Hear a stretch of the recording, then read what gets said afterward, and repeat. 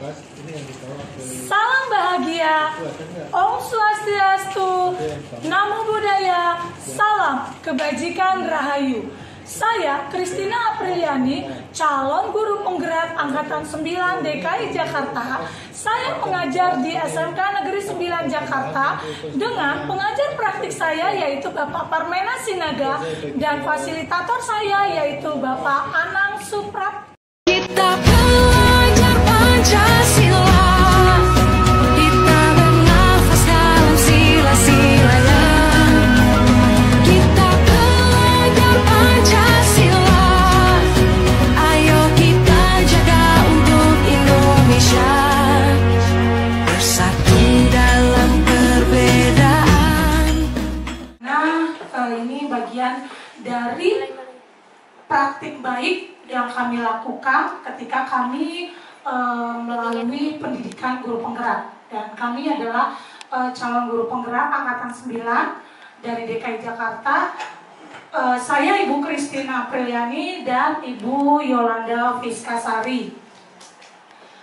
Dengan pengajar praktik yaitu Bapak Parmena Sinaga dan Ibu Nur Hadiati. Nah, di sini kami ingin mendiseminasikan bersama guru-guru hebat yang ada di sini di ranahnya di lingkup ekosistem sekolah kita yaitu SMK Negeri 9 Jakarta dengan tema yaitu budaya positif. Adapun susunan acara atau susunan kegiatan dari praktik baik yang kami lakukan dalam bentuk diseminasi budaya positif ini, yang pertama kita akan menyanyikan lagu Indonesia Raya, lalu diikuti dengan yang kedua doa pembukaan. Kami undang kepada Bapak Tanjung ya, kami minta bantuannya untuk memimpin di doa pembukaan, lalu dilanjutkan dengan kata sambutan yang diwakili oleh Wakil Paskola Bidang Humas Ibu Dinariani MPD. Dan setelah itu akan ada paparan dari kami berdua yaitu Ibu Christina dan Ibu Yolanda. Setelah itu kita akan lempar ke forum mengenai hasil diseminasi ini. Kami akan mengadakan diskusi dua arah dan kami akan mencatat juga yang menjadi masukan dari Bapak dan Ibu guru hebat yang ada di tempat ini. Oke. Kita akan menyanyikan lagu Indonesia Raya. Kami undang semuanya untuk bangkit berdiri. Kita menyanyikan satu stansa saja.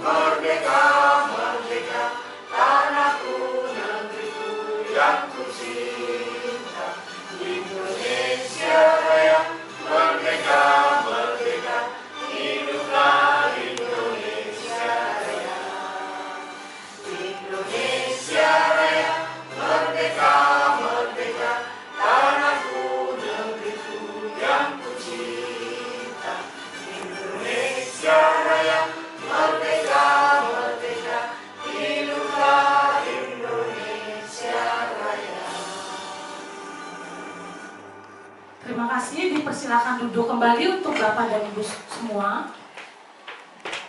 Selanjutnya kami undang untuk doa pembukaan kepada Bapak Tanjung.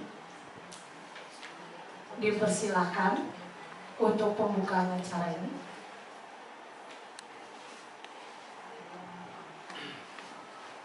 Baiklah, Bapak-bapak dan Ibu-ibu, mari kita berdoa menurut kepercayaan dan keyakinan kita masing-masing. Berdoa dimulai.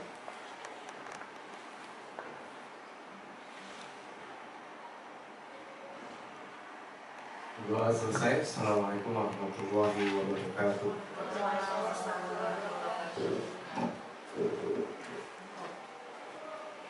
Terima kasih untuk Bapak Tanjung yang sudah mengawali dengan doa.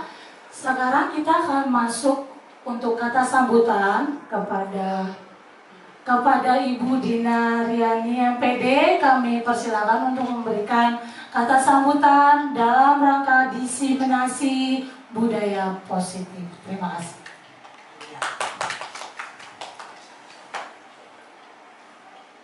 Terima kasih Ibu Christine atas tadi perkenalannya. Yang terhormat Bapak Kepala SMK Negeri 9 Bapak Encet Kusmawan MPD.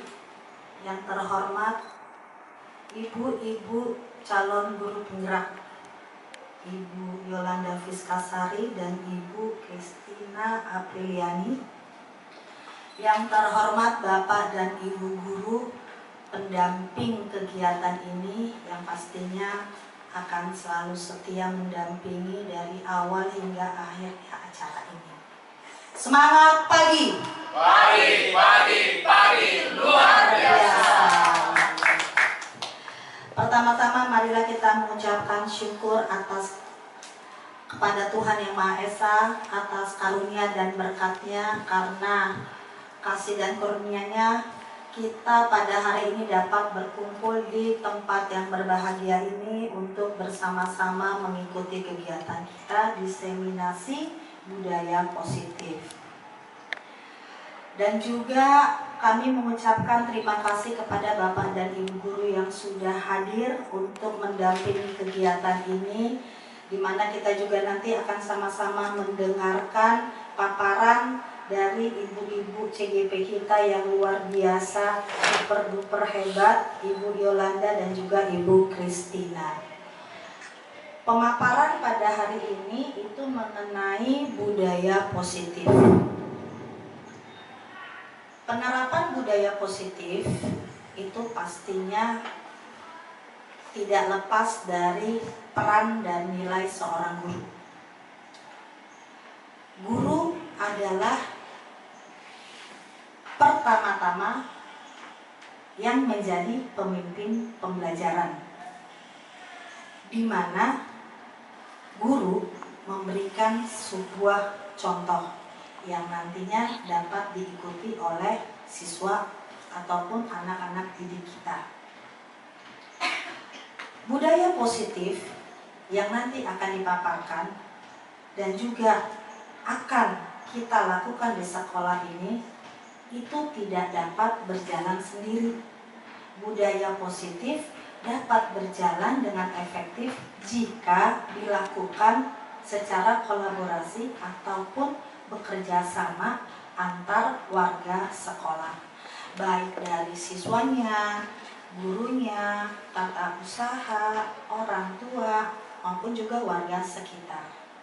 Disinilah peran dari guru penggerak untuk dapat menggerakkan, memajukan, mengajak warga sekolah untuk dapat menerapkan budaya positif. Saya yakin kita semua sama-sama punya cita-cita yang mulia, sama-sama punya cita-cita untuk memajukan pendidikan di Indonesia, khususnya pendidikan di SMK Negeri 9. Cita-cita mulia itu bisa tercapai jika budaya positif dapat kita laksanakan di sekolah kita ini. Karena adanya suatu perubahan, maka budaya positif bisa menjadi suatu ciri khas kepada anak-anak kita di SMK Negeri 9, dan juga bisa mereka membawa budaya itu di tempat mereka bergaul ataupun berbaur. Jadi jangan sampai budaya positifnya hanya di sekolah aja, tapi di luar mereka tidak bisa menerapkan. Nah, disinilah tugas kita sebagai guru, bagaimana supaya budaya positif itu selain bisa mereka lakukan di sekolah, bisa juga harus dilakukan di luar sekolah. Jadi perubahan yang akan terjadi kepada anak-anak kita, itu yang pertama itu budayanya dulu, budaya positifnya. Baik itu disiplinnya, baik itu tepat waktunya, baik itu dalam kerajinannya, giatnya maupun keaktifannya. Itu dulu yang harus kita terapkan ataupun kita ajar kepada anak-anak didik kita. Dan juga kita harus ingat bahwa sekarang ini kan kurikulum merdeka. Kita harus ingat bahwa kurikulum merdeka itu bukan hanya milik anak, tetapi juga kurikulum merdeka itu adalah milik kita semua guru-guru. Jadi antara anak dan guru tetap harus ada kolaborasi agar budaya positif selain tata usaha dan warga sekolah yang lain ya, itu harus tetap bisa dijalankan. Pasti kalau budaya positifnya sudah dijalankan, kalau budaya positifnya sudah bisa kita bikin ke anak-anak kita, kepada guru-guru kita, semuanya dapat berjalan dengan baik dan lancar. Jadi selamat menjalankan kegiatan pada hari ini, selamat berkarya. Kiranya kegiatan kita pada hari ini membawa hal yang positif untuk anak-anak kita, untuk perubahan mereka, sehingga mereka dapat menjadi generasi penerus bangsa yang bisa kita banggakan. Terima kasih, selamat berkarya, Tuhan memberkati. Terima kasih untuk Bu Dina Riani untuk pendampingannya dan kata sambutannya yang luar biasa pada kita. Siang-siang begini ngantuk ya Bapak Ibu ya. Kita mau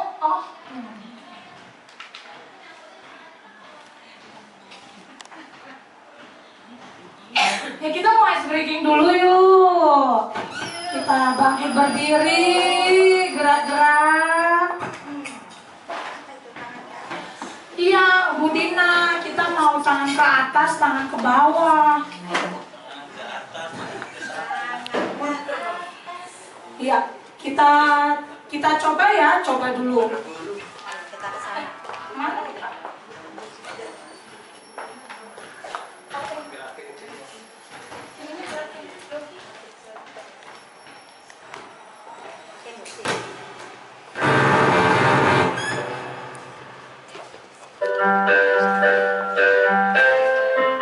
Kita pergi sama-sama ya.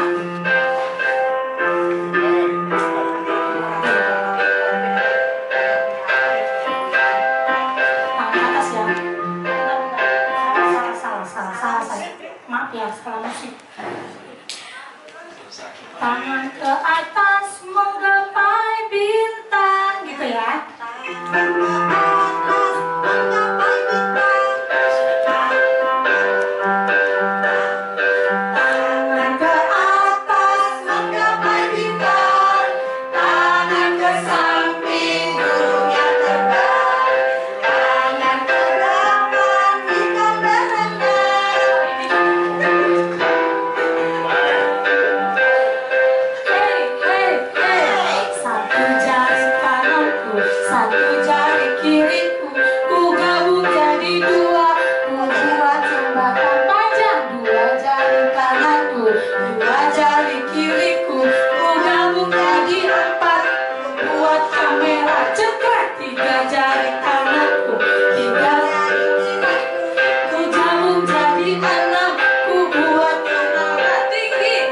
Jari kananku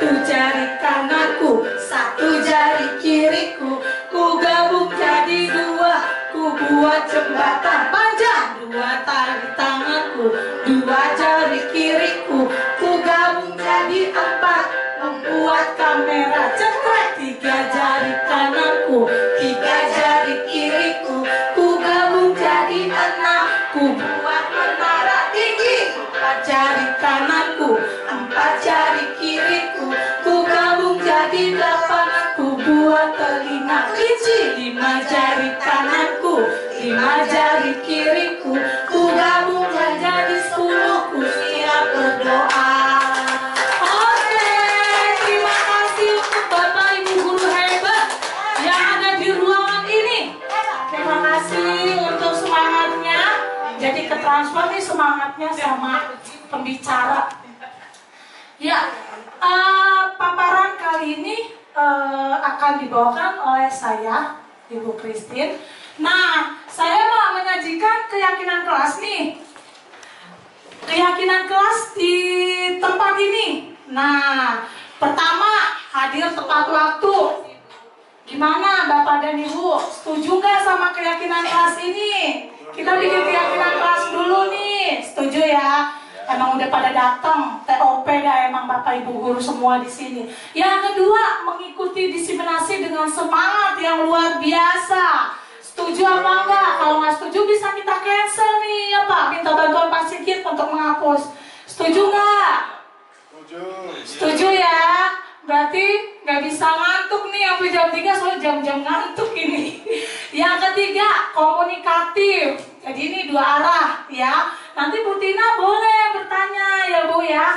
Apa yang dipaparin. Yang keempat, pada saat berdiskusi diharapkan kooperatif dan diskusinya hangat. Artinya kita saling menghormati pendapat ya, pendapat masing-masing. Yang kelima, saling mendengarkan pendapat. Terus ada yang kurang nggak untuk keyakinan kelas ini? Ada Bu. Apa tuh Bu? Iya Bu Masta, pada mau ditambahin nggak? Kalau mau bertanya atau mau keluar harus angkat tangan, minta izin dulu. Oke, kita sepakati sama-sama kalau mau bertanya angkat tangan. Setuju ya? Setuju ya? Ya Bu? Kalau Ibu mau Tuti? bertanya sebut namanya.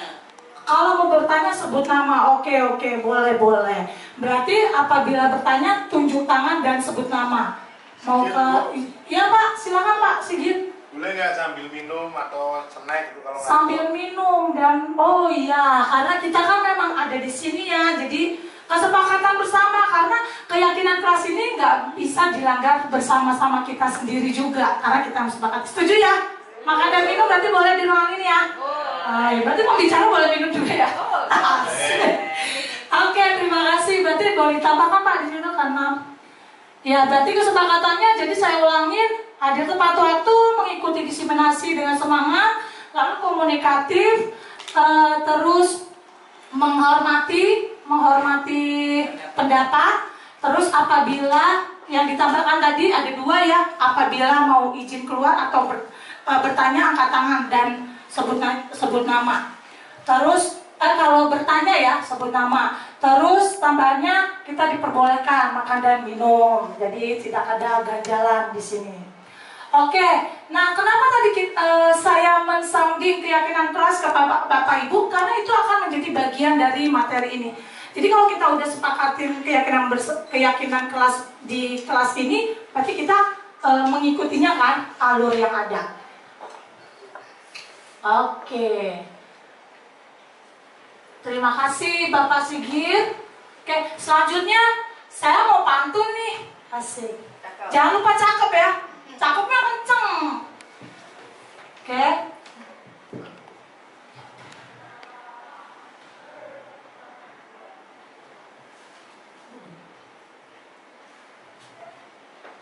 Oke. Aku, kamu menjadi kita. Kita yang disertai dengan cita-cita menjadi peserta didik yang berakhlak mulia. Para petani menanam ubi. Ubi ditanam, daun merekah. guru yang memotivasi, jadi penerang di saat meredupnya semangat belajar mereka.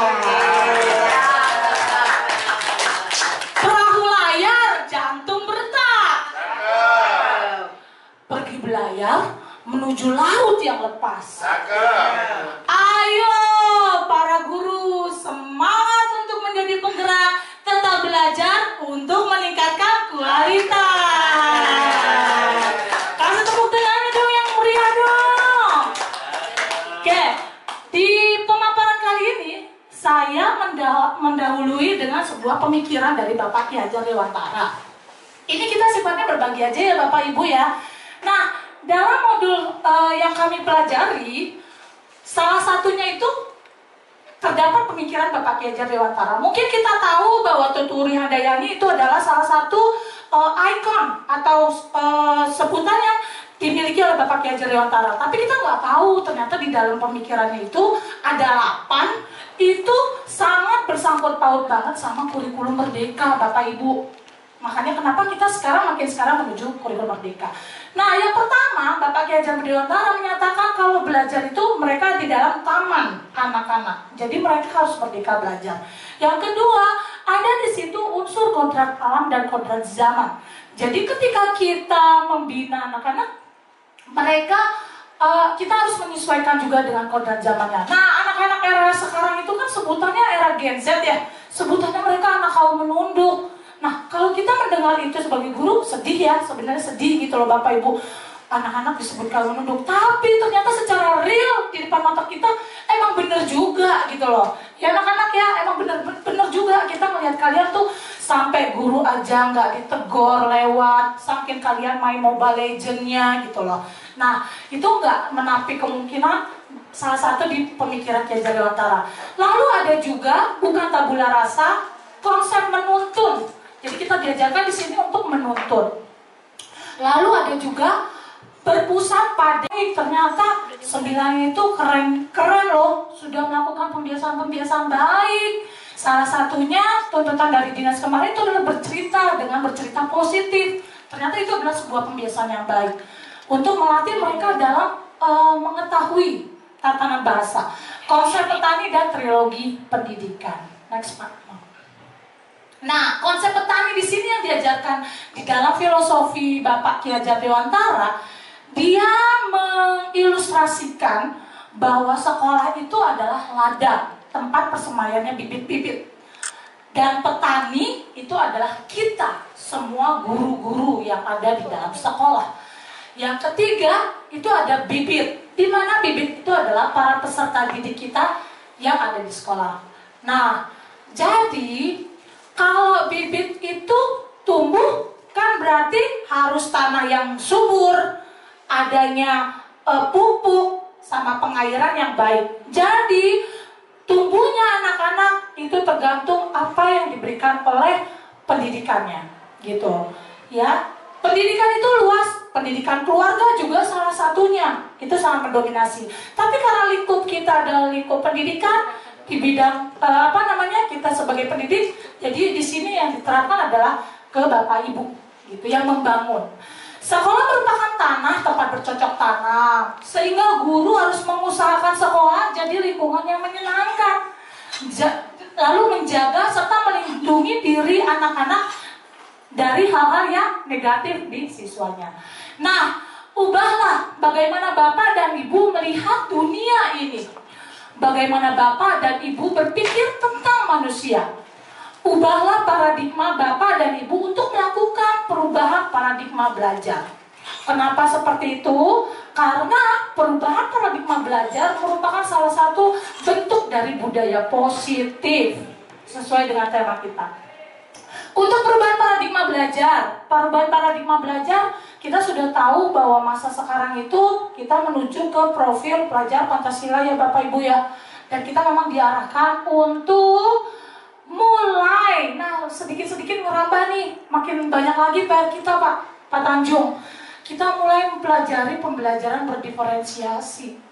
Yang kita konotasinya kita tidak tahu apakah tingkat keberhasilannya itu mencapai titik di 90% atau tidak.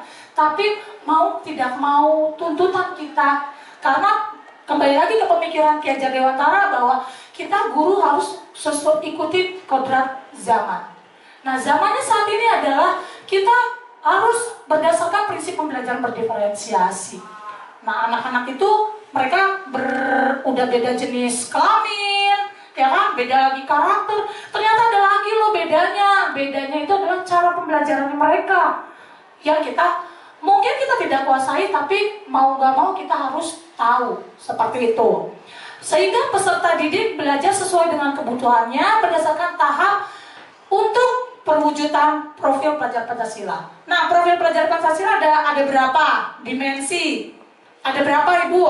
6, Bu. Ada 6. Coba Pak Widi, salah satunya dimensi dalam profil pelajar Pancasila, gotong royong, cakep. Pak Tanjung, religius atau keimanan dan ketakwaan kepada Tuhan Yang Maha Esa ya Pak, cakep. Bu Yaya, maaf Bu, mungkin perwakilan dari BK Ibu. Mandiri ya. Jadi anak-anak harus dilatih kemandiriannya. Bu Sonya kreatif, karena Bu Sonya juga adalah orang yang kreatif. Bu Tuti integritas ya, dan kebinekaan global ya Bu. Jadi kita harus berwawasan global. Oke, nah itu perwujudan profil pelajar Pancasila yang merupakan perubahan paradigma belajar. Untuk melakukan perubahan paradigma belajar, maka kita pun harus melakukan perubahan paradigma mengajar. Mau gak mau, suka gak suka, tuntutannya seperti itu. Mungkin tadinya yang cuma kita pemberian tugas, kita harus pikir lagi, kerja keras apalagi ya. Nah, masih ada nih miskonsepsi tentang teori kontrol nih Bapak Ibu yang sering kita laksanakan di sekolah. Oke, nah miskonsepsi kontrol, teori kontrol itu apa aja sih? Kita boleh lihat. Bentuk miskonsepsi teori kontrol yang sering terjadi di lingkungan kita itu salah satunya adalah sebuah ilusi bahwa pandangan bahwa guru mampu menguasai siswa. Nah, itu seringkali terjadi, mengkontrol siswa. Artinya adalah siswa nggak boleh ngomong apa-apa. Nah, itu di substansi perubahan paradigma belajar itu nggak bisa lagi terjadi. Itu tuntutan seperti itu. Kita tetap harus mendengarkan apa anak, tapi kita mengarahkan. Anak tidak boleh mengatur guru seperti itu. Tapi kita tetap mendengarkan. Arahnya adalah mendengarkan. Yang kedua, yang menjadi miskonsepsi teori kontrol yang sering terjadi itu adalah ilusi bahwa kita orang dewasa loh. Orang dewasa, kita punya mindset orang dewasa berhak memaksa anak didik. Nah, itu sering terjadi. Yang ketiga, ilusi bahwa membuat rasa bersalah pada siswa mampu membuat karakter siswa. Sehingga pada akhirnya, karena miskonsepsi teori kontrol tersebut, sehingga kita harus rubah untuk menghasilkan budaya positif. Nah, budaya positif itu apa sih? Let's check it out. Budaya positif ada 6 Bapak Ibu konsep inti yang dijabarkan di dalam budaya positif. Yang pertama itu tentang disiplin positif. Yang kedua, adanya motivasi perilaku manusia. Yang ketiga, keyakinan kelas. Keempat, kebutuhan dasar yang mendasari manusia itu tersendiri. Yang kelima, posisi kontrol. Ada 5 posisi kontrol yang akan kita bagikan di sini. Kita berbagi ya Bapak Ibu, sama-sama belajar. Saya juga di sini skupnya dalam tahapan belajar juga. Yang keenam, ada yang namanya segitiga restitusi. Yang menarik di sini segitiga restitusi Bapak Ibu. Pada saat saya melakukan segitiga restitusi, ternyata itu anak-anak lebih welcome. Mereka nggak ngerasain diomelin gitu loh. Karena mereka pendapatnya ada. Dan salah satunya kita memvalidasi kesalahan. Oke, pada saat ada kata disiplin, apa sih yang terbersit di benaknya Bapak Ibu di sini? Apa sih disiplin? Coba Bu Tina, disiplin apa ya? Disiplin taat dengan aturan. Taat sama aturan, cakep. Disiplin apa lagi yang lain? Kalau ada dengar kata disiplin, Pak Tanjung?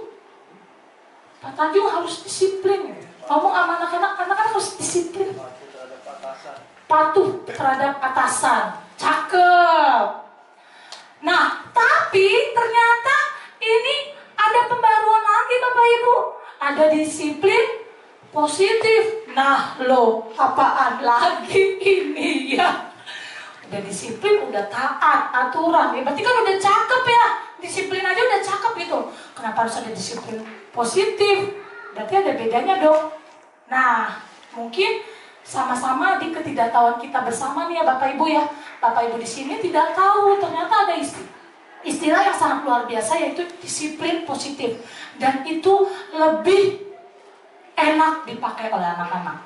Apa itu disiplin positif? Nah, disiplin positif itu adalah perilaku disiplin, perilaku taat tadi ya, yang dibilang tadi taat pada aturan, terbentuk tapi bukan karena takut hukuman anak-anak gitu. Begitu juga dengan kita, pribadi kita. Kita mau disiplin sama rule-rule yang ada di sekolah sebagai kita pengajar. Misalkan tatanan baju kita rapi, tapi bukan karena saya takut ditegur sama pancet gitu. Bukan. Nanti akan masuk ke motivasi Bapak Ibu kaitannya. Yang kedua, perilaku disiplin yang terbentuk bukan juga karena iming-iming hadiah gitu. Atau kita memberikan reward, tapi rewardnya terlalu berlebihan sehingga anak-anak mau disiplin, mau taat biar dikasih duitin caca atau beng-beng, nggak bisa seperti itu. Itu bukan disiplin. Jadi ada motivasi eksternal yang mempengaruhinya. Nah, perbedaannya antara disiplin dan disiplin ilmu, disiplin positif itu adalah kalau disiplin itu dikendalikannya sama motivasi eksternal Bapak Ibu. Itu yang saya pelajari ya, yang saya saya dan Bu Yola di sini menggodoknya. Motivasi eksternal itu adalah motivasi yang ada di diri anak-anak dari luar aja, tapi mereka mau disiplin bukan dari dirinya, gitu. Yang kedua dikendalikan oleh hukuman dan imbalan. Nah, masih seperti itu tuh anak-anak sekarang masih seperti itu. Gue mau gak terlambat soalnya yang pikirnya hari Jumat duitin galak gitu. Jadi masih ada rasa itu. Jadi ada pengaruhnya motivasi eksternal. Itu masih definisi disiplin.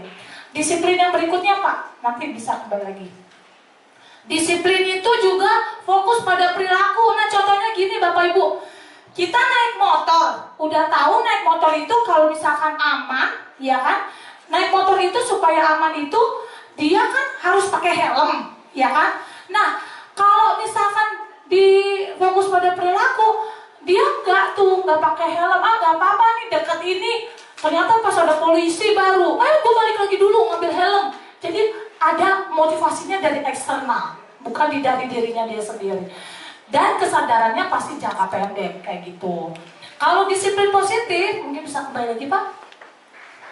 Disiplin positif itu kalau udah sampai kita ngebina anak-anak kita jatuh ke disiplin positif, itu dia berarti sudah dari dirinya mau disiplin. Oh, hari Selasa saya harus pakai jas hitam, biar kata panas, udara panas tetap harus, karena sudah memotivasi dari internalnya.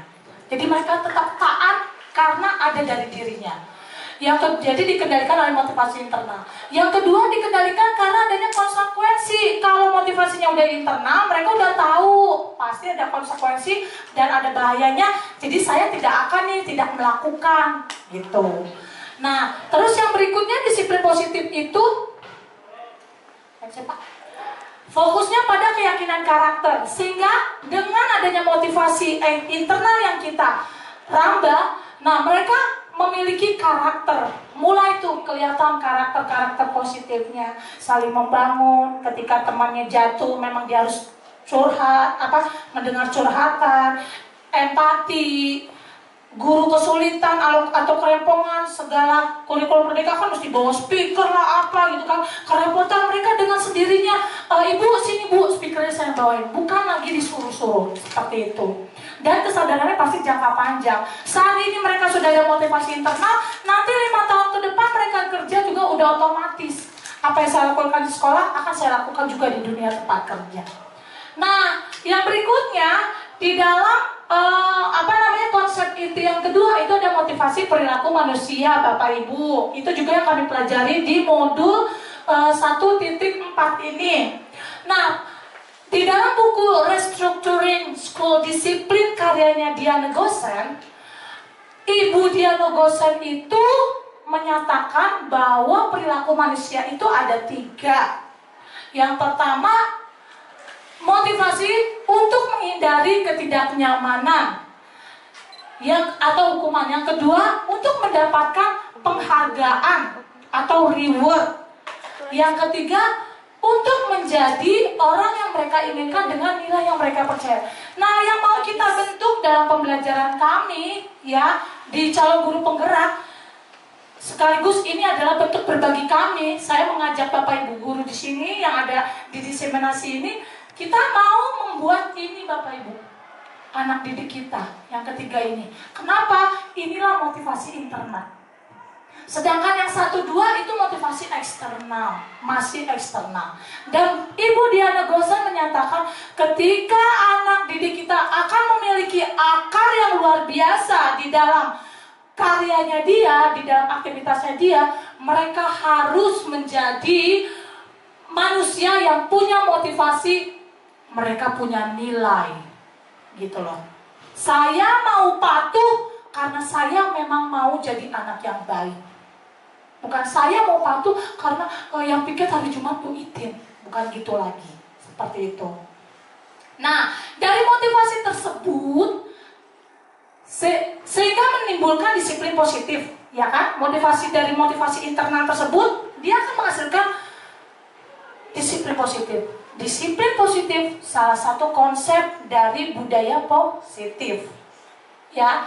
Nah, akhirnya terjadilah atau terrealisasilah keyakinan kelas. Gitu. Ketika kita membuat keyakinan kelas, percaya deh Bapak Ibu, kalau kita sudah membuat keyakinan kelas, itu anak-anak pasti bakal nurut. Kita tinggal ngomong ke mereka, Alifah, kamu ingat gak keyakinan kelas yang sudah kita sepakati bersama? Langsung tuh otomatis alarm di pemikiran mereka. Oh iya Bu, saya harus tanggap pada PR-PR saya nggak boleh lagi males kerjain, nggak bisa lagi nyontek sama teman. Jadi harus dibuat dulu keyakinan kelas tersebut. Karena keyakinan kelas merupakan salah satu budaya positif yang sangat luar biasa Bapak Ibu. Oke, selanjutnya keyakinan kelas mungkin bisa dilihat sedikit Pak caranya yang di YouTube. Maaf, yang di YouTube. Ketika membuat keyakinan kelas, di sini ada beberapa sharingan dari teman-teman kita juga yang sudah di YouTube ya. Kita bisa cari sebenarnya channelnya masing-masing, Bapak Ibu juga bisa. Cuman contohkan aja dikit gimana caranya membuat keyakinan kelas.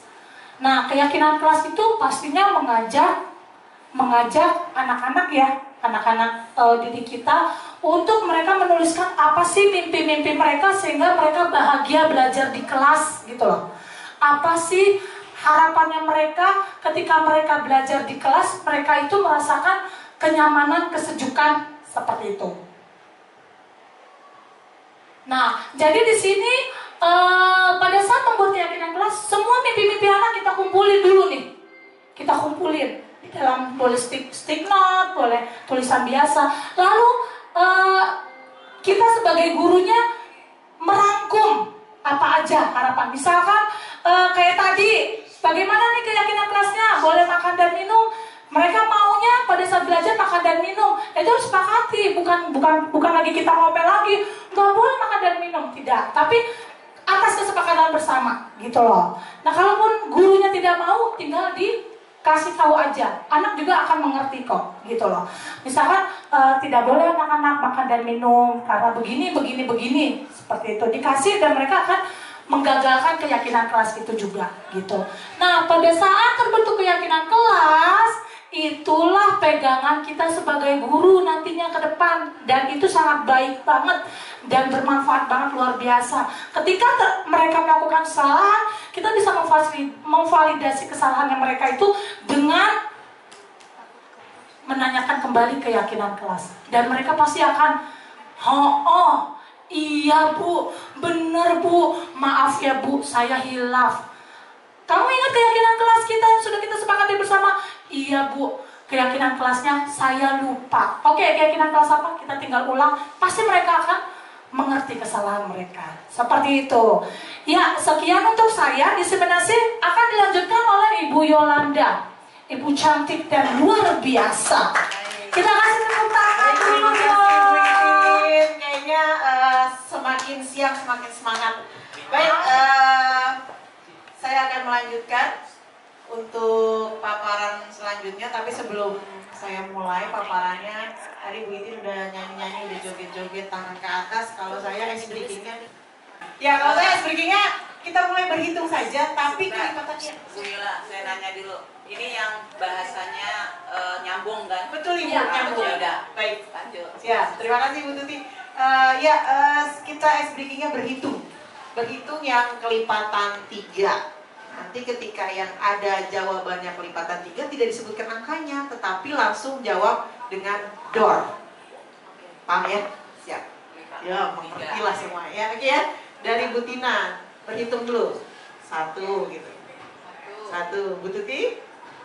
2. 2. Lanjut kan berhitung, ya kan? 2. Kemudian Bu Yayat jawabnya? Door. Begitu ya? Paham ya? Oh yang ganjil. Iya, kelipatan 3, betul. Pak Sigit lanjutannya Pak? 4. Pak Rahmat Widi? 5. Pak Tanjung? 2.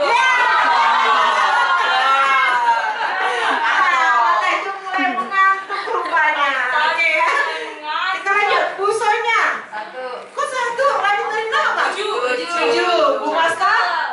8. Bu Tina lagi? 5. Kasih aplaus buat kita semua. Gak ngantuk berarti Bu Tina ya. Tadi yang ngantuk agak Pak Tanjung. Baik, saya akan melanjutkan sebelumnya Pak Sigit, maaf sebelumnya. Ya, paparan saya kali ini yaitu materi yang saya dapat di modul 1.4 budaya positif. Salah satunya adalah kebutuhan dasar manusia dan dunia berkualitas.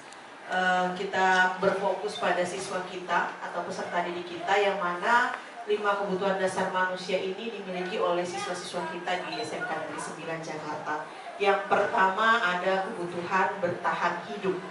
Kebutuhan bertahan hidup kita tidak bisa pungkiri anak-anak didik kita berasal dari golongan yang strata, ada yang menengah ke atas, ada juga yang menengah ke bawah gitu ya.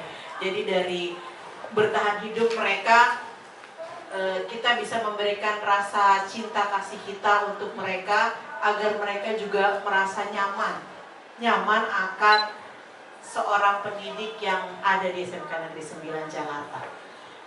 Kebutuhan bertahan hidup untuk siswa-siswa kita tidak terlepas dari apa yang mereka terima juga di lingkungan rumahnya mereka. Jadi ketika mereka belum mendapatkan kebutuhan akan bertahan hidup, kitalah selaku pendidik yang bisa menularkan atau menyambung gitu ya, sebagai orang tua di sekolah. Kemudian kebutuhan akan kasih sayang dan rasa diterima. Ini juga banyak kita lihat di lingkungan SMK Negeri 9, bukan sebagai peserta didik yang nakal, tetapi mereka yang kurangnya rasa kasih sayang. Bisa dari rasa kasih sayang dari orang tua mereka tidak dapat, makanya mereka mungkin melakukan hal-hal yang di luar nalar kita sebagai pendidik. Nah, tugas kita adalah di sini jangan sampai mereka berulah seperti itu lagi. Dengan tadi Bu Iti sudah menyampaikan menggunakan teknik yang namanya segitiga restitusi. Kemungkinan besar teman-teman Bapak Ibu guru di sini sudah mengetahui segitiga restitusi seperti apa, tapi nanti akan saya paparkan kembali. Kemudian ketiga yaitu kebutuhan penguasaan. Kebutuhan penguasaan dalam hal ini dimaksud adalah setiap anak didik adalah bersifat unik. Mereka semua memiliki kemampuan di bidangnya masing-masing. Raga, tetapi di balik itu semua mereka punya keunikan. Ada yang ahli seni, ada yang ahli berhitung, ya, ada yang ahli dengan dia melihat dia langsung mulai bisa belajar gitu ya, dengan melihat video gitu. Itulah yang hal-hal unik yang dikuasai oleh peserta didik, dan kita sebagai guru atau pengajar kita harus bisa juga untuk menerapkannya ke semua sektor, tidak hanya satu sumber saja atau satu peserta didik saja yang si A hanya tampil bisa matematika berarti kita hanya condong mereka ke dia, ya, itu tidak boleh. Ya, itu yang diajarkan oleh pendidikan guru penggerak kepada kami calon-calon guru penggerak. Kemudian yang keempat, kebutuhan akan kebebasan. Apalagi anak didik kita masa-masa remaja, benar ya Bu Yayan ya.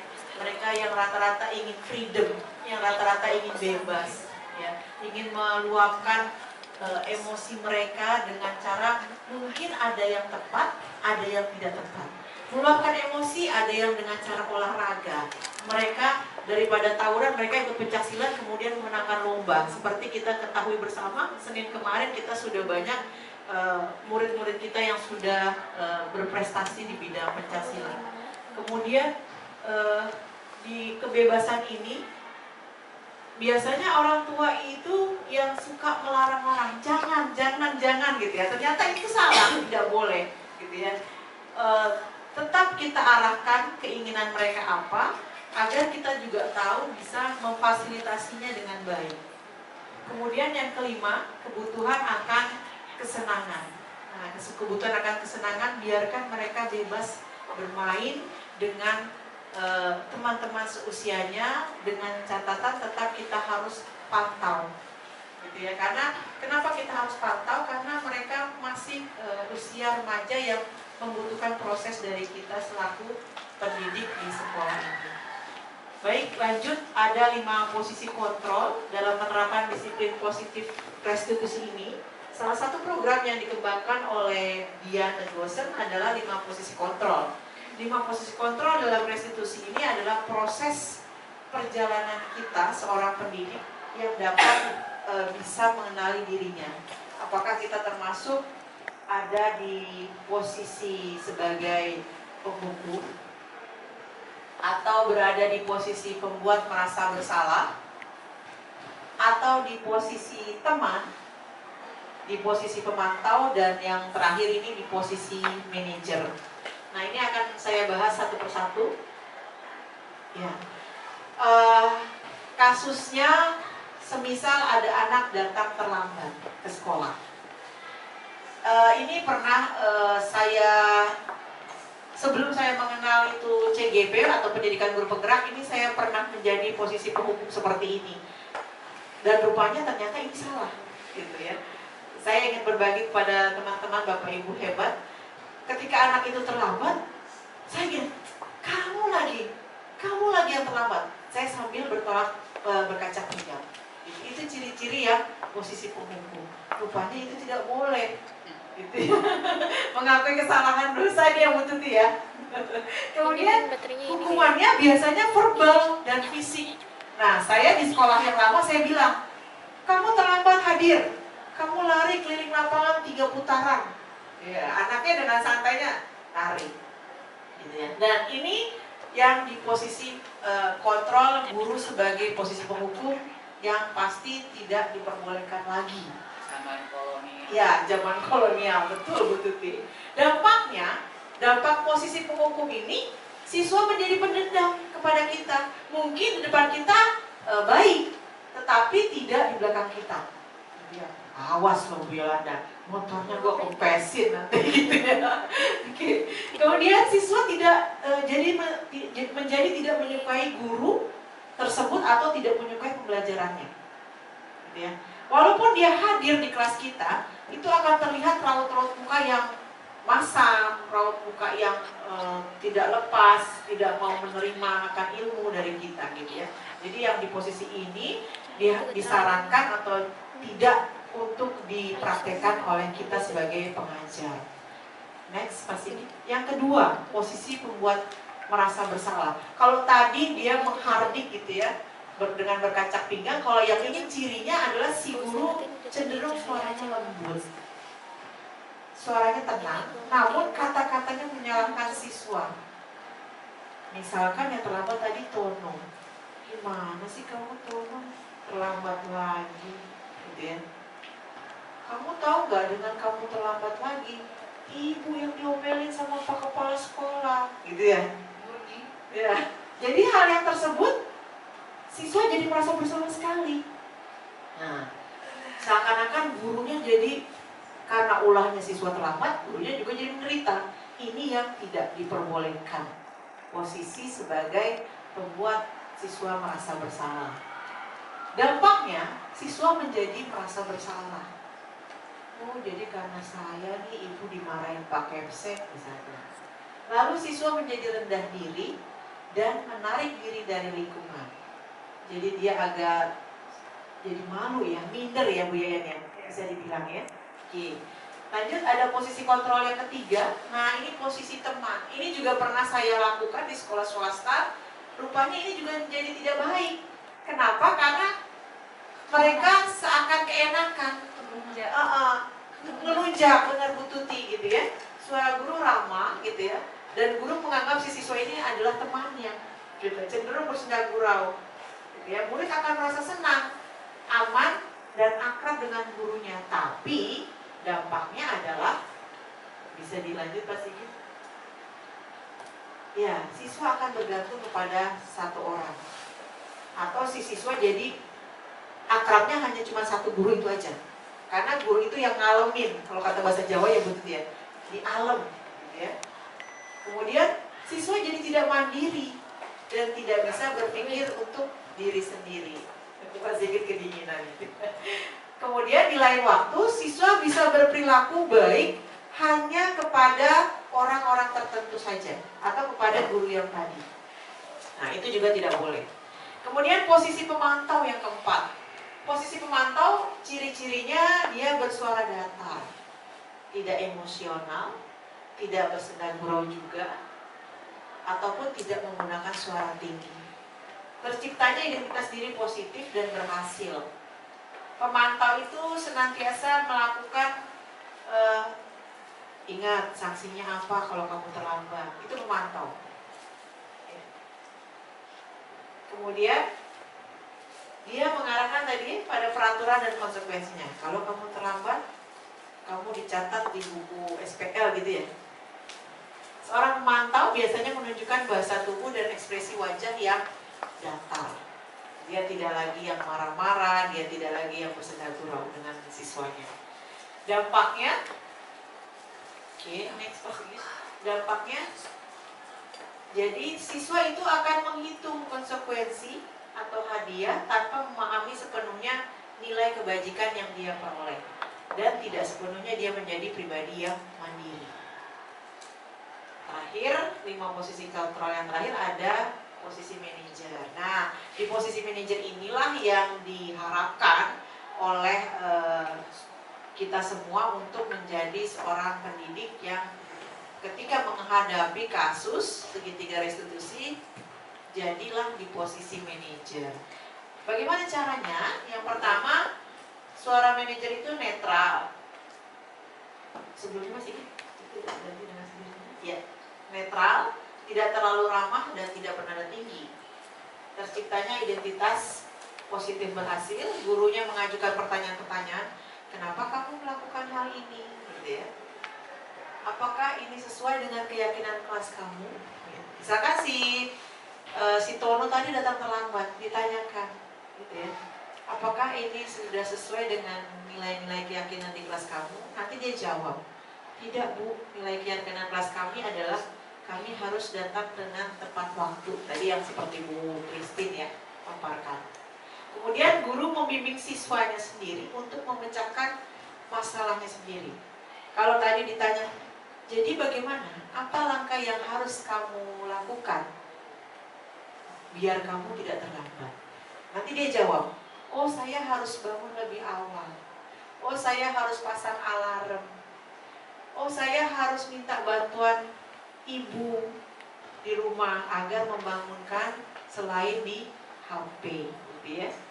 Dampaknya adalah siswa menjadi mandiri karena dia bisa mengetahui apa yang harus dia perbuat untuk menebus kesalahannya. Kemudian siswa menjadi percaya diri dalam memecahkan masalah, itu dampak di posisi manajer. Kita lanjut di segitiga restitusi. Restitusi itu merupakan salah satu program disiplin positif yang dikembangkan oleh pakar pendidikan Diane Gossen dan berlandaskan pada teori kontrol Dr. William Blazer, yaitu segitiga restitusi. Kita lihat ya, segitiga restitusi itu bisa dijalankan oleh kita selaku pendidik atau orang tua di rumah agar dapat menghasilkan anak yang mandiri, bertanggung jawab dalam rangka memperbaiki kesalahan mereka, sehingga mereka bisa kembali pada keyakinan kelas dan menumbuhkan budaya positif. Nah, saat guru berada di posisi manajer yang tadi, aspek yang dikembangkan siswa adalah motivasi intrinsik atau motivasi yang ada dari dalam diri anak tersebut, sehingga penanaman akan nilai-nilai kebajikan pun tumbuh dan berkembang menjadi suatu kebiasaan yang baik ya, dan akhirnya membentuk karakter siswa yang positif atau baik. Lanjut Pak Sigit. Ya, ini adalah tiga tahapan dalam segitiga restitusi. Kita pertama menjalankan tahap yang namanya menstabilkan identitas atau yang di bagian dasar. Kalau segitiga ada sisi kiri, ada sisi kanan, ada bagian bawah. Kita di bagian bawah dulu. Yang kita lakukan adalah kita kasih ke anak, setiap orang pasti pernah melakukan kesalahan. Tidak ada manusia yang sempurna. Itu kata-kata yang dalam di posisi menstabilkan identitas. Ketika itu sudah kita arahkan, kemudian kita lanjut ke validasi tindakan yang salah atau di posisi yang sebelah kiri. Nah, di posisi kiri, langkah-langkahnya kurang lebih perkataannya adalah, adakah cara yang lebih efektif yang bisa kamu ubah dari kesalahanmu sekarang?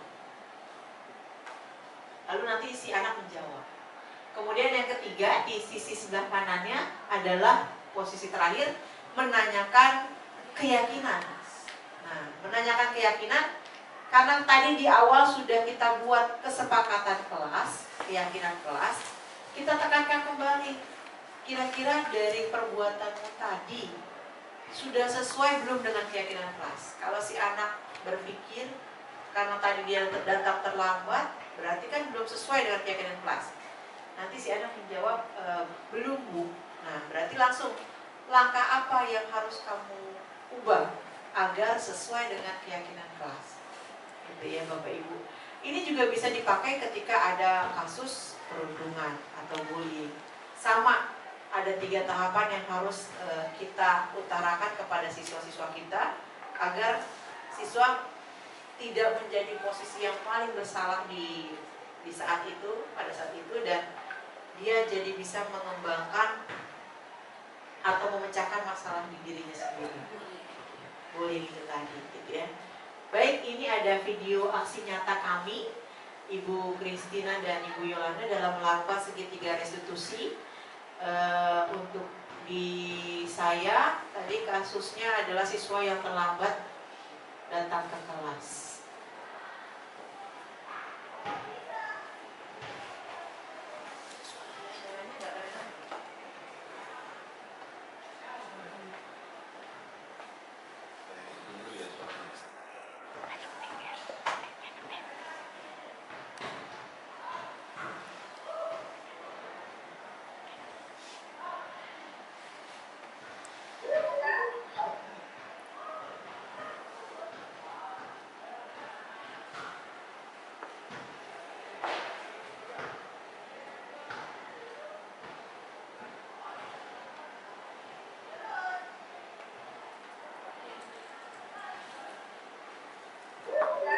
Sekunder betul ada, sekunder betul, tapi sekunder itu kan tambahan. Ya, ini yang segitiga restitusi Ibu Kristina.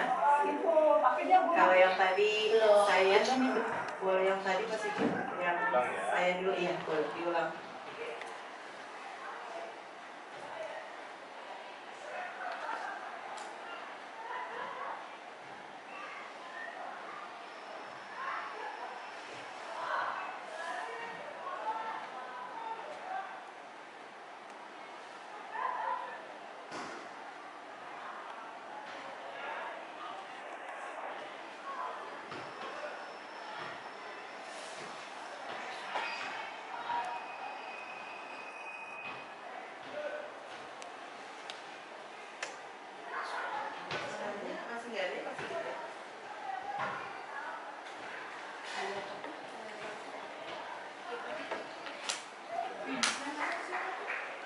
konsen Bu, betul.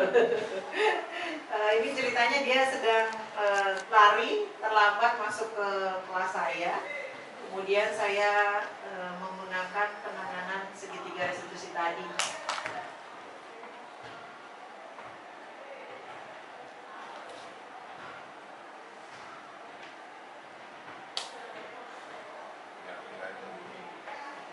Oh, memang gak kedengeran ya? Berarti kita pakai dari nggak pakai ini kali apa? waktu bikin Saya video. benar betul, Enggak. ada. Saya benar betul, tapi Kita saya lihat itu Bu kan Christine ya. tambahan. Ada tambahan jika diperlukan sewaktu-waktu. Itu, pakai dia guna.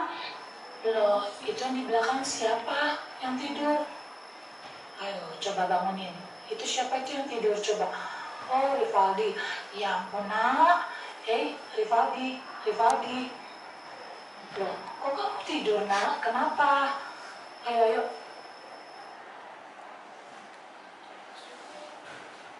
Ya, tadi sepertinya kepotong ya Pak Bu Itin ya? Keputus ya videonya. Jadi tidak komplit mengunduhnya. Jadi di kasusnya saya, tadi saya menanyakan kepada Vincent, gimana nak, apa kabarmu pagi ini? Ya Bu, saya terlambat, gitu dia bilang. Oh, mengapa? Kenapa kamu terlambat nak? Gitu ya. Saya tidak ada yang membangunkan. Biasanya siapa yang membangunkan? Ditanya lagi sama saya. Ibu, kata dia. Ibu dan handphone. Mungkin ibu saya sudah membangunkan Bu, cuma saya nggak dengar. Kata dia. Karena saya terlelap tidur, semalam tidurnya malam. Nah, berarti dari ceritanya dia kita bisa menggali. Kira-kira bagaimana, apa yang harus dilakukan agar tidak terlambat lagi, gitu ya. Oh, berarti saya tidurnya nggak boleh larut malam Bu, gitu. Kita tanya, memang kenapa tidur larut malam? Asik main game. Oh, berarti bukan mengerjakan pekerjaan rumah atau PR gitu ya dari Bapak Ibu guru, bukan. Gitu ya. Jadi benar kata Bu Itin, anak sekarang memang hobinya game dari handphone itu. Nah, mungkin ada sesuatu yang bisa dihasilkan mungkin dari game, saya juga kurang paham gitu ya, tapi biasanya memang anak-anak senang main game mungkin karena ada iming-imingnya gitu ya. Jadi kita selaku pendidik bisa menerapkan pola segitiga restitusi dalam menangani kasus peserta didik. Apapun itu kasusnya bisa kita tangani menggunakan segitiga restitusi. Mungkin dari Bapak Ibu ada yang mau bertanya, ingin ditanyakan atau ingin beri masukan kepada kami selaku calon guru penggerak.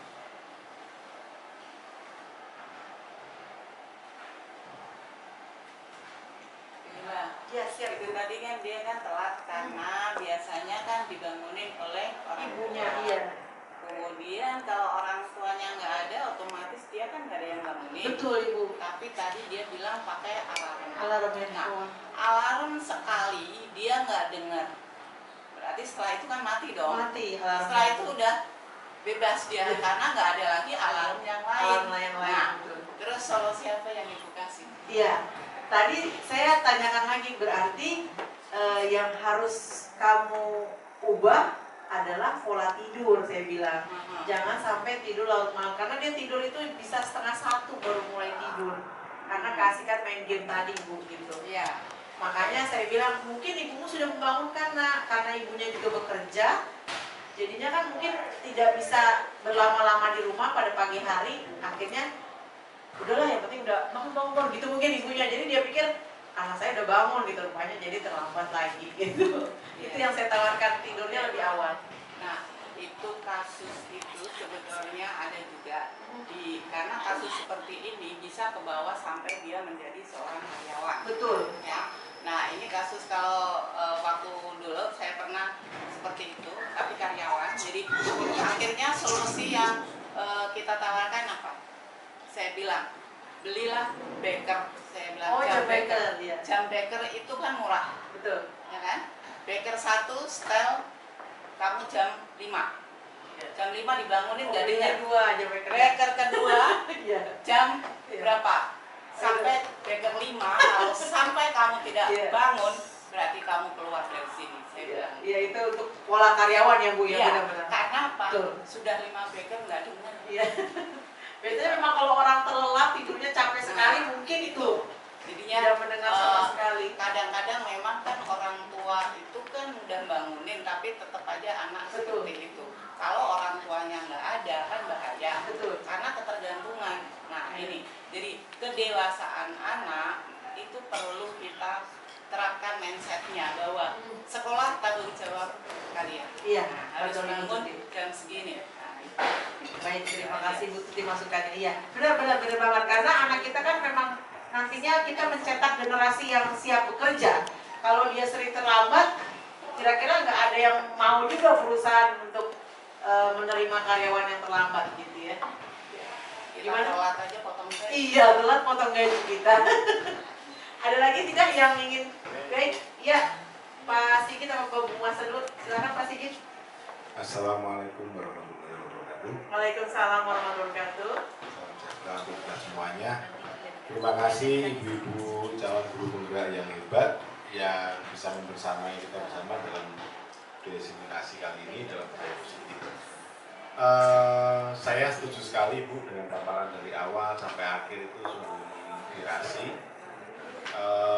Dengan diterapkannya budaya positif, saya yakin SMK 9 akan semakin hebat, akan semakin dipercaya masyarakat, dan kedua kita semakin happy dalam mengajar.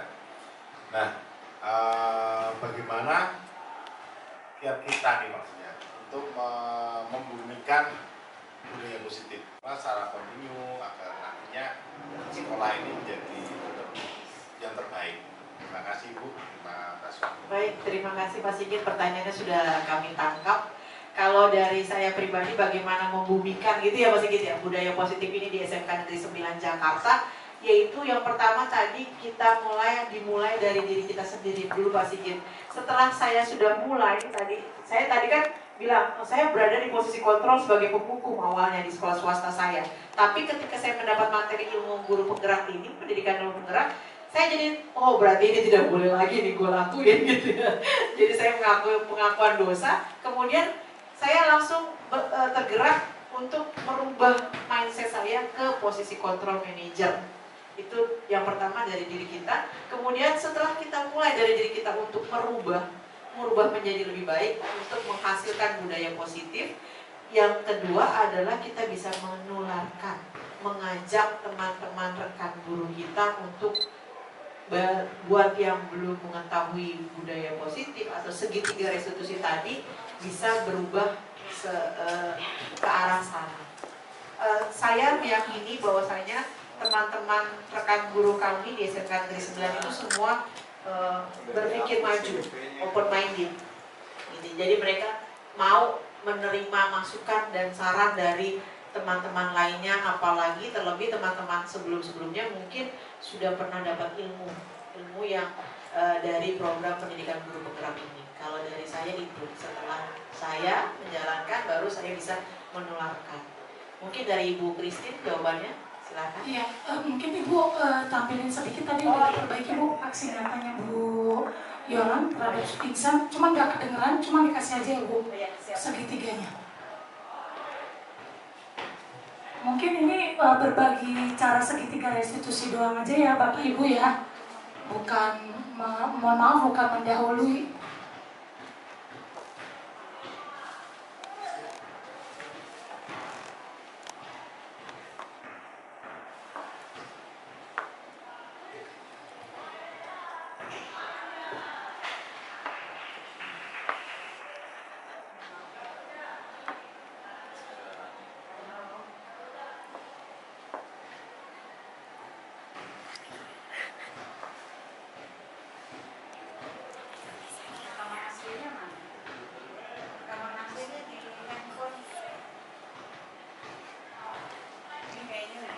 Jadi ini mohon maaf sebelumnya Bapak Ibu, karena aksi nyata saya tidak terdengar di audio laptop saya.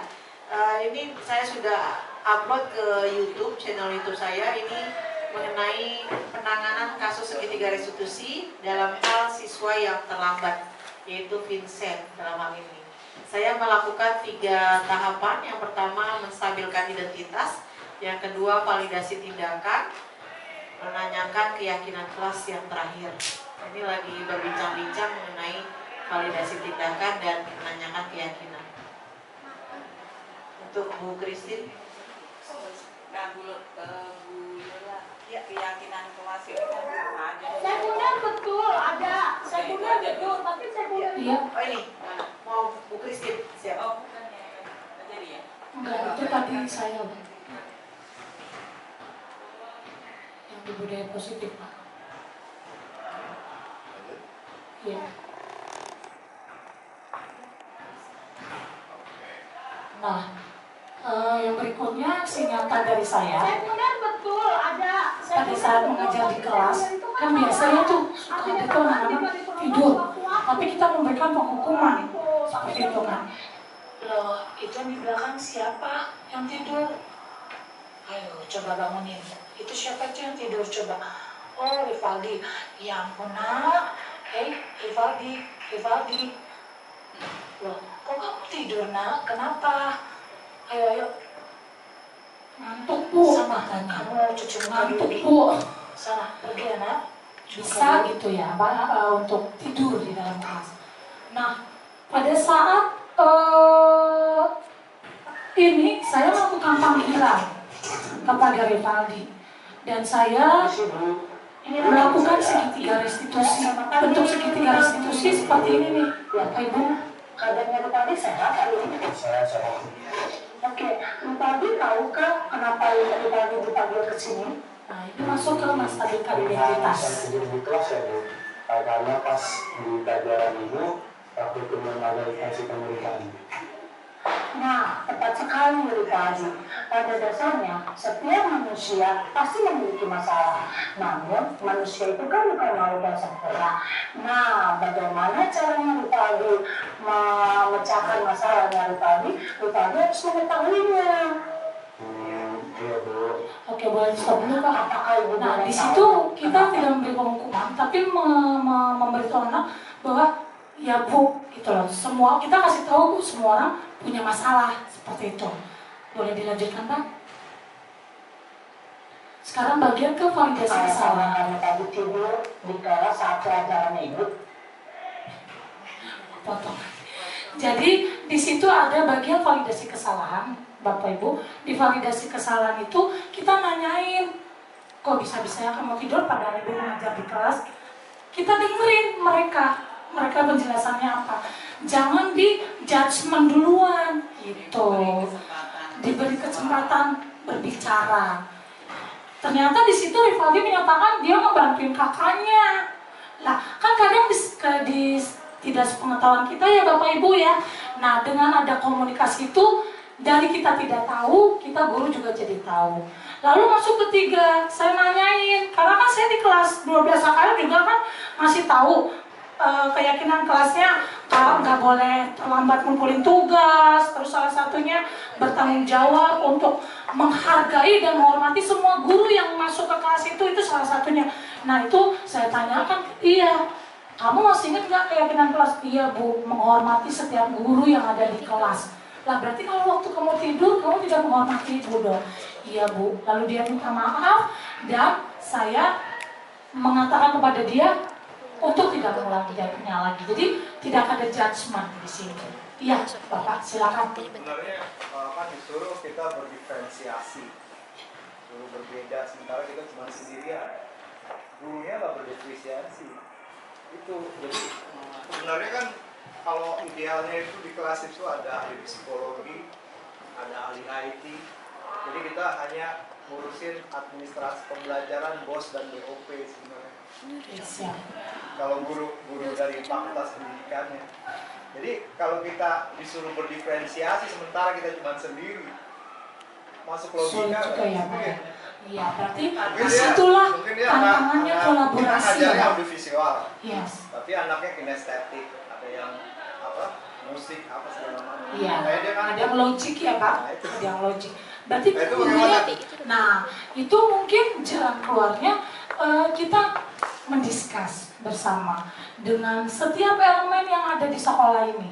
Nah, kita juga minta untuk kepada dewan kepala sekolah, pendamping di kepala sekolah, kita informasikan dan kita diskusikan bersama-sama. Karena memang kayak tadi dibilang, semua itu kan harus kolaborasi. Pendamping di kepala sekolah, kita informasikan dan kita diskusikan bersama-sama. Karena memang kayak tadi dibilang, semua itu kan harus kolaborasi. Kalau kita sendiri memang nggak bisa, Pak. Anak-anak aja kita suruh kolaborasi dalam diskusi kelompok, berarti kan mereka akan memberikan kesempatan ide-ide mereka masing-masing kan, lalu menyatu dalam sebuah conclusion kan, sehingga mereka bisa mempresentasikan. Begitu juga dengan mungkin kita Bapak Ibu gurunya juga seperti itu sih Pak. Untuk saat ini mungkin baru kayak gitu dari kalau belum ada kolaborasi yang sepenuhnya masih berdiri tunggal, itu belum berdiferensiasi seperti itu. Jadi memang kembali kita harus belajar lagi dan belajar lagi. Jadi yang slide sebelumnya yang diferensiasi itu diferensiasinya ke siswa, Pak. Pembelajaran diferensiasi ke siswa. Tadi pembelajaran metode belajar berdiferensiasi yang akan kita pelajari. Jadi guru-guru mulai disuruh belajar nih untuk memberikan teknik pembelajaran di kelas secara berdiferensiasi karena anak-anak berbeda kayak tadi Bapak bilang, ada anak yang logik, ada anak yang linguistik, ada yang kinestetik. Nah, kadang kan kita nggak mau ya, maksudnya tidak, karena kodrat zaman itu gitu. Kita harus berubah juga dengan kodrat zaman, ya Ibu. Ya, ini untuk keyakinan ya Tim. Nilai keyakinan kelas itu kan sama aja dengan komitmen kita dengan guru dan kelas ya. Nah, tapi selama ini kebanyakan itu kan yang diberatkan hanya siswa. Guru nggak ada, dia merasa bersalah gitu loh. Masuk kelasnya dia telat juga fine-fine aja gitu. Nah, tapi kalau siswa yang telat kenapa harus ada hukuman? Sedangkan hukuman itu misalnya atau teguran itu memang sudah diterapkan di dalam keyakinan kelas karena udah komitmen bersama. Biasanya saya pun juga gitu, setiap mata pelajaran saya punya komitmen. Setiap tahun ajaran baru itu biasanya saya komitmen mata pelajaran Ibu 1, 2, 3, 4, 5. Kalau Ibu telat sekian menit boleh kalian panggil. Dengan catatan saya tidak kasih tugas dengan lewat WA. Tapi kalau saya sudah kasih tugas lewat WA, saya baru OTW, kalian panggil, saya akan marah.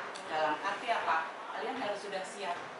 Artinya apa? Dia manggil guru ke kita, harus sudah ready. Jangan sampai dia manggil kita, dia masih berantakan. Itu saya marah sampai sekarang. Karena apa? Itu komitmen saya dengan anak-anak. Nah, sekarang yang di sini saya tanyakan, komitmen guru itu ada nggak di pembelajaran kalian di CGP ini? Karena kan ini kan titik tolaknya hanya siswa iya. Tapi untuk guru, untuk kitanya. Nah, gitu. Untuk itu kan basicnya dari bawah kita keyakinan kelas dulu Bu. Iya. Kalau kita dari masing-masing guru sudah mensepakati punya keyakinan kelas masing-masing semuanya, berarti dampaknya bisa lebih tinggi lagi ya Bu Yolan ya. Kita bisa membuat keyakinan sekolah. Di keyakinan sekolah itu memang belum diajarkan di CGP ini Bu, karena kan pertama elemennya sama karena ini kita di pendidikan guru penggerak prioritas untuk murid, untuk siswa. Jadi di siswa dulu, kemudian kalau dengan tanda kutip berarti guru sudah menjadi suri tauladan, betul, ya. Guru sudah SOK, betul sekali Mas Suti. Berarti label kalian itu harus benar-benar, iya, betul, ya. betul. Saya awasi. Iya. Terima kasih Ada tim pengawas. Terima kasih Mas Suti. Jadi kalau Bapak Ibu kalau sudah bagian dasarnya keyakinan kelas kita sudah lakukan ya, kita bisa lanjut ke lebih tinggi lagi, tingkat lebih tinggi. Benar tuh masukan dari Bapak Ibu guru, hebat banget. Terima kasih, kita bisa tuh bikin keyakinan sekolah nanti mungkin di rapat awal tahun gitu lah. Jadi yang penting dapat pembelajarannya gitu.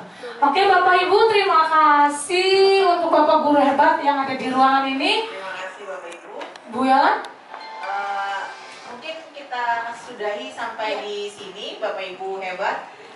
Sekian diseminasi budaya positif dari kami, Yolanda Dikasari, calon guru penggerak angkatan 9 dengan pengajar praktik Ibu Haji Nur Hadiati dan Bapak fasilitator saya adalah Bapak Wiji Nugraha dan Ibu Kristin, silakan.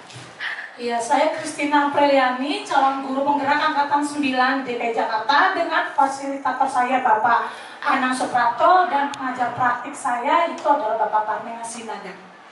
Oke, terima kasih Bapak dan Ibu guru semuanya. Sampai berjumpa lagi di Sayonara, sayonara, sampai berjumpa pulang. Terima kasih. Terima kasih Bu Sonya sudah datang. Terima kasih Bu Tuti. Terima kasih Pak Tanjung. Terima kasih.